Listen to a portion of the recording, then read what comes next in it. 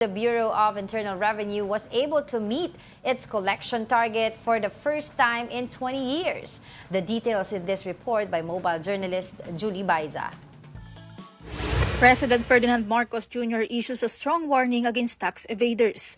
During the 2025 Bureau of Internal Revenue National Tax Campaign kick-off at the Philippine International Convention Center, PBBM said that the government is committed to hold them accountable. The fight against tax fraud is also making significant progress. The run after fake transactions led to the filing of cases against ghost sellers and buyers and the collection of more than 4.3 billion pesos. I've said this before. We will hold those who continue to circumvent our system accountable. The president mentioned that the government's move against fake transactions led to the filing of cases against ghost sellers and buyers.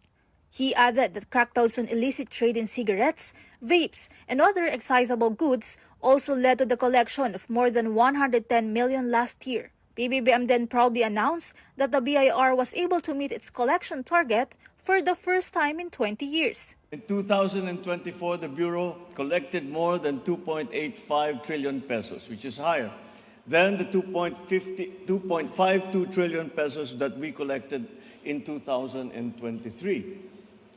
Ano po ba ang ibig sabihin nito sa ating mga kababayan?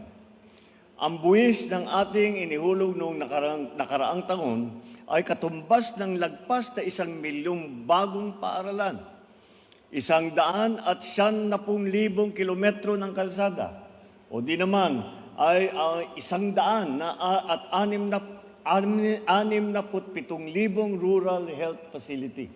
The chief executive likewise renewed his call for Filipinos to pay the correct taxes. Ang bawat mamamayang sumusunod sa tamang pagbayad ng buwis ay nagiging bahagi sa ating pag-unlad. Meanwhile, the president also met with officials from the Metropolitan Manila Development Authority to discuss the comprehensive traffic management plan for Metro Manila and its nearby provinces. According to the Presidential Communications Office, the CTMP aims to establish an exclusive, people-oriented, sustainable mobility system. Mobile Journal Julie Baiza, We Are One News. Yan, magbayad kayo ng tax. Ang daming mga tax evader ngayon. Oh. President Marcos, yung tax niya.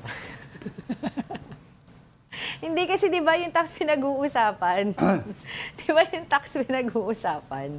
Oh, ang daming mga kababayan natin ngayon nagbabayad naman talaga. Napaubo na si Diego. Ako tubig. Oo, uminom ka muna ng tubig. Sino ka? Importante. De, joke lang. Importante na magbayad ng tax. Sa totoo 'yan. Ang daming mga big corporations also ang pero parang umiiwas. Dito kasi parang yung mga online transactions ang natutuntun eh. Ang dami kasi nabebentang goods from China na pumapasok dito na minsan wala nang tax eh. Wala nang tax sa ibabayad. So, hindi natin nakokolekta yon.